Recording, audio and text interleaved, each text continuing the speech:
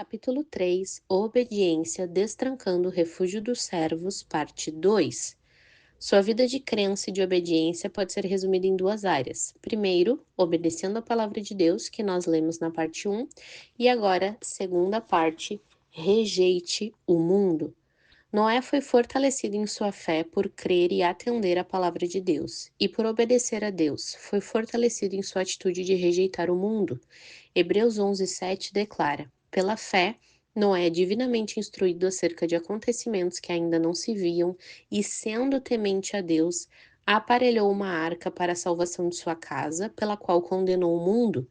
É verdade que Noé era um pregador da justiça, mas como é que ele pregava? Construindo uma arca? Este era o seu sermão. Cada vez que alguém passava, escutava-o ou observava-o cortando uma árvore ou carregando uma tábua, cada pessoa ouvia um sermão ao vivo. Este sermão dizia: o juízo se aproxima, o juízo virá. Porém, ninguém acreditou durante aqueles longos 120 anos. Nem os carpinteiros que auxiliaram a Noé aceitaram a mensagem. Noé deve ter contratado muitos homens da cidade para ajudá-lo, juntamente com seus filhos, pois sozinhos eles não poderiam carregar as enormes tábuas de madeira usadas na construção da arca.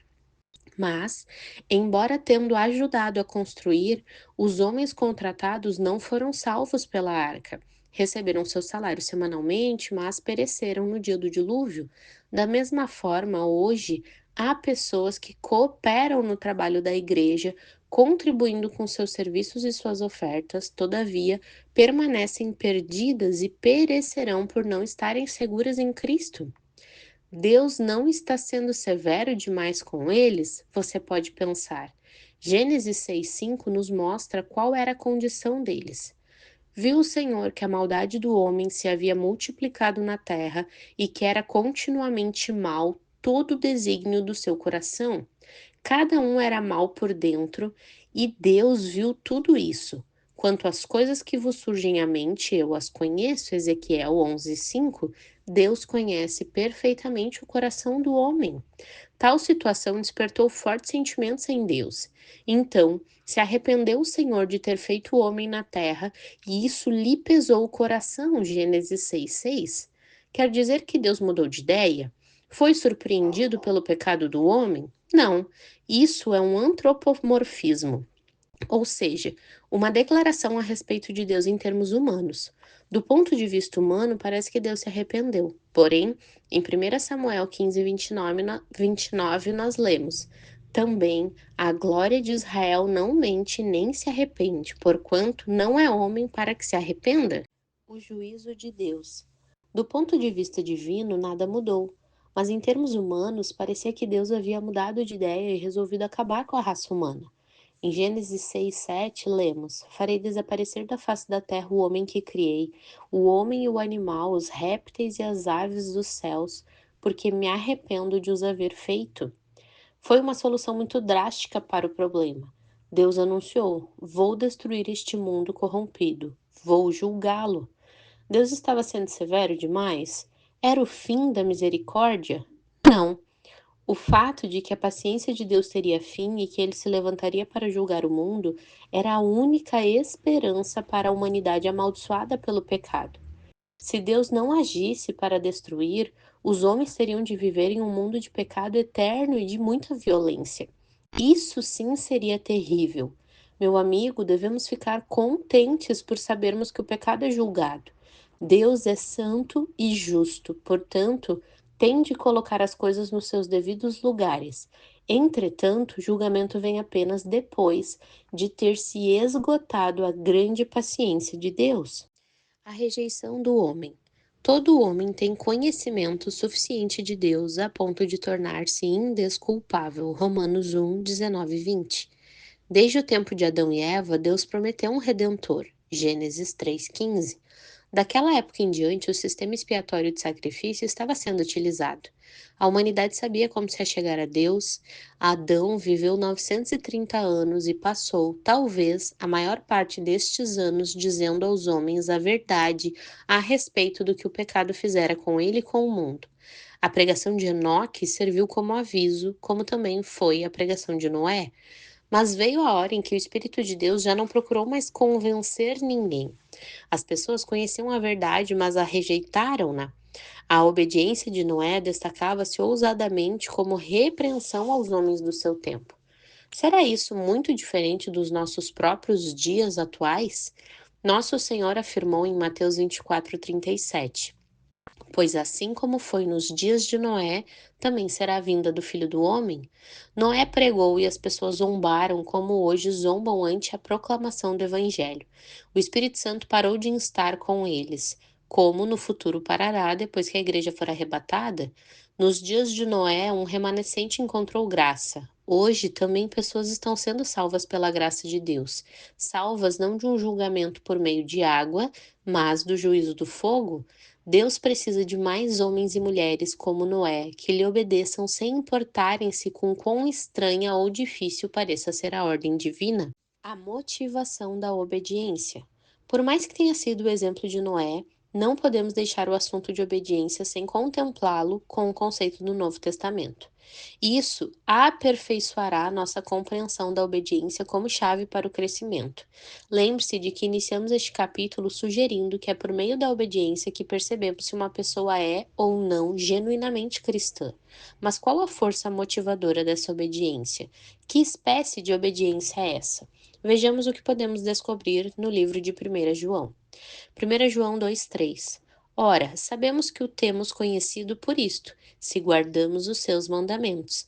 A palavra guardamos tem a ideia de obediência vigilante. Não é uma obediência ligada à pressão ou à força. Não dizemos, bem, eu tenho de obedecer porque se não o fizer serei aniquilado por um martelo divino. Não é nada disso. Parece mais com estou ansiosa por fazer isso.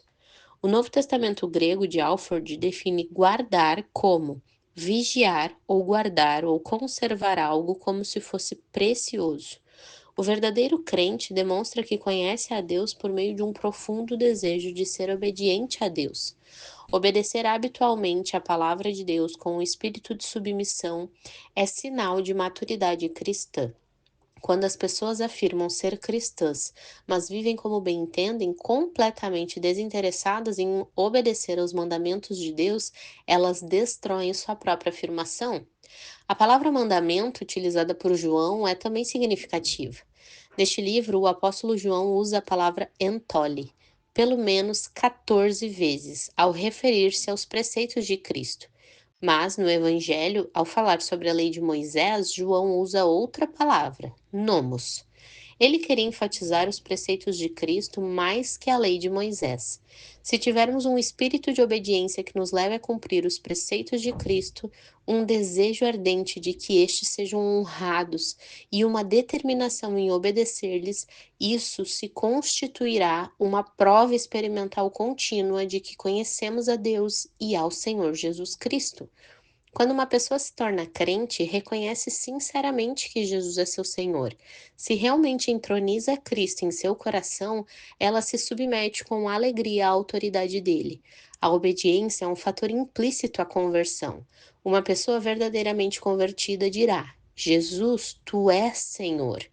Os que continuam a guardar os mandamentos de Cristo são os que realmente conhecem a Deus e têm certeza disso. Duas espécies de obediência. O que acontecerá se, ao procurarmos ser obedientes, nós falharmos? Seremos condenados? Tenho lutado com este problema há tanto tempo, creio que posso oferecer ajuda para que entendamos melhor o problema. Temos de distinguir entre obediência legal e obediência graciosa. A obediência legal pertence à aliança das obras. Ela exige obediência absoluta, perfeita, sem falha alguma. Se em alguma ocasião a lei for violada, o resultado é a morte. Esse é o triste resultado de quem falha na obediência legal. Mas também existe a obediência graciosa. Essa expressão até mesmo soa melhor aos nossos ouvidos. A obediência graciosa pertence à aliança da graça. É um amoroso e sincero espírito de obediência que, embora repleta de defeitos, é aceita por Deus, pois suas máculas são apagadas pelo sangue de Jesus Cristo. Percebe a diferença? Na aliança da graça, Deus olha o coração, não as obras. Fico contente em saber que é assim. E você? Se Deus me julgasse pela obediência legal, eu passaria a eternidade no inferno. Mas Deus olha para mim e diz: Bom, MacArthur, com todos os seus defeitos, você tem um coração que tende a me obedecer. Você possui um espírito que deseja submeter-se ao meu, mesmo que você fale miseravelmente ou com frequência. É por isso que somos abençoados por estarmos ao lado da cruz. Jesus morreu para que seu sangue cuidasse dos defeitos da obediência. É muito melhor estar sob a obediência graciosa do que sob a obediência legal. O desejo do coração. Para que ninguém se engane, permita-me outra ilustração. Será que os discípulos sempre obedeceram legalmente a Deus? É claro que não. Pedro, por exemplo, ou Tiago ou João, todos falharam para com o Senhor e cometeram erros, pois eram homens pecadores. No entanto, Jesus pode dizer ao Pai em João 17,6: Eles têm guardado a tua palavra. Será que tinham guardado a palavra de Deus consistentemente? Eles próprios teriam se sentido envergonhados diante desta sugestão. Será que Jesus os julgava através da obediência absoluta à lei mosaica? Ou ele julgava o espírito de obediência deles? Sabemos a resposta. Suas propensões, desejos e determinações de se submeterem a Jesus Cristo, era isso que Jesus considerava. E ele cobriu os defeitos com seu sangue derramado. Deus não espera a perfeição absoluta. Se você fizer alguma coisa errada ou falhar, ele não diz que você está perdido e não é mais um cristão. Não. Deus olha para aquilo que jorra constantemente de um coração que tem em si o espírito de obediência. O verdadeiro cristão tem o desejo de se submeter a Jesus Cristo, mesmo que nem sempre aquele desejo venha a se realizar. Deus vê tal desejo e o aceita. Tal obediência não se baseia na lei, mas no amor, não no temor, mas na amizade. Vários versículos do Evangelho de João destacam isso. Quando Jesus falou que voltaria ao céu, ele não ameaçou: guardem os meus mandamentos, senão. Pelo contrário, ele disse em João 14:21: aquele que tem os meus mandamentos e os guarda, esse é o que me ama. Assim, obedecemos não por temor, mas por amor. Os não crentes não conhecem esse tipo de obediência. Em vez de se submeterem ao senhorio de Cristo, eles procuram fazer sobressair sua própria justiça e, com isso, estão se condenando sob a obediência legal. Tito 1,16 diz: No tocante a Deus, professam conhecê-lo, entretanto, negam em suas obras. Professam conhecer a Deus, mas, ao contrário de Noé, suas obras não confirmam tal fato. No dia do juízo, muitas pessoas dirão: Senhor, não fizemos muitas obras maravilhosas em teu nome? Jesus lhes responderá: Apartai-vos de mim, nunca vos conheci. Não existe verdadeiro conhecimento de Cristo que não resulte em um espírito de obediência graciosa. O padrão da obediência. Temos, portanto, o princípio de que é possível identificar o cristão por intermédio da obediência. Agora vejamos o padrão desta obediência. Padrão é algo sobre o qual você pode colocar e moldar sua vida. 1 João 2,6 assevera: aquele que diz que permanece nele, esse deve também andar assim como ele andou. Devemos entender que a palavra permanecer significa conhecer a Cristo, andar na luz, estar em comunhão, ou seja, expressões indicativas da salvação. O argumento é que, se nos declaramos cristãos, devemos ser semelhantes a Jesus.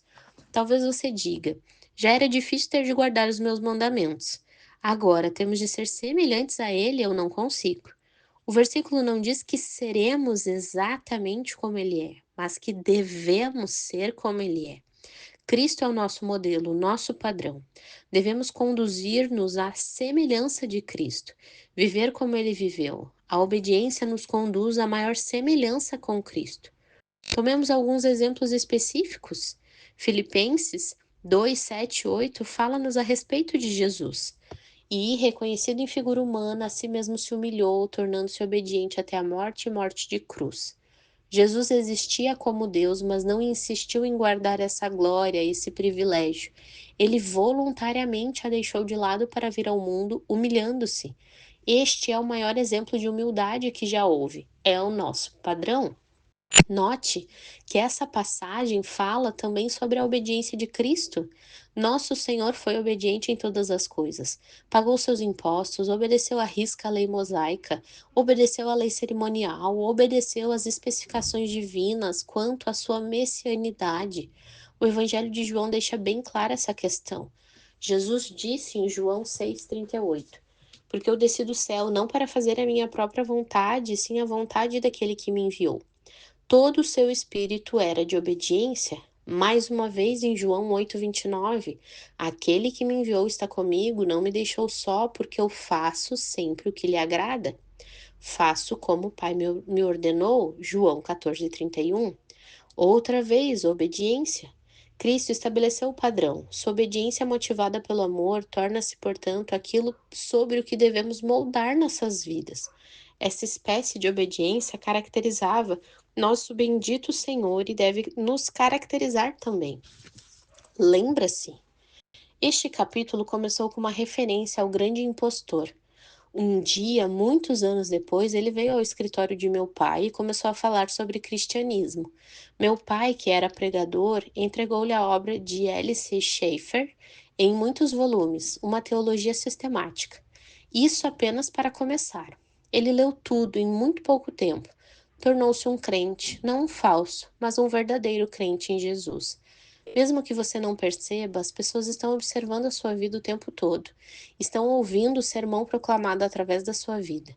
Assim fez Noé, consoante a tudo que Deus lhe ordenou. Será que poderão dizer o mesmo a respeito de você?